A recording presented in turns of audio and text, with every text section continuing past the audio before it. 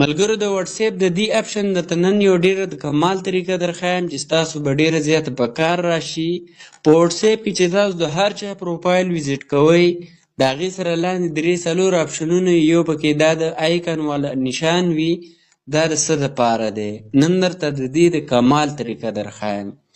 دغه لپاره تاسو کې ویډیو د ځان سره سیو کړئ او مزید کې واتساپ راواړئ. په واتساپ کې چې تاسو د چا پروفایل هم کتل غواړئ په هغې به کلیک کړئ. لاندې به تاسو ته 3-4 اپشنونه درکړي. دې کې دا یو اپشن دی، په دې به تاسو کلیک واخلئ. کله چې تاسو کلیک واخلئ له ښکته به راشئ، دلته به تاسو له 4-5 اپشنونه درکړي. په دې کې یو اپشن دی میډیا ویزیبیلیټي. دا ډېر زیات د کمال سیټینګ دی. په دې به تاسو کلیک واخلئ. کله چې تاسو په دې کلیک کوئ دا به تاسو سره ډیفالټ وي یا به یس یا نو وي. دا به په نو کړئ او اوکې باندې به کلیک کړئ. اوس د دې فایده به څه وي؟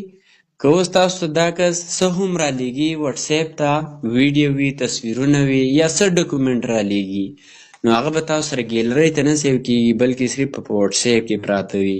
دا سیټینګ خاص کر تاسو په واتساپ ګروپونو کې کولی شئ چې په ګروپونو کې ډېر زیات تصویرونه داسې لیږلی کېږي، ویډیوز وغیره، هغه ډایرکټ ګیلرۍ کې سیو کېږي. نو تاسو پکې دا سیټینګ خامخا آن کوئ.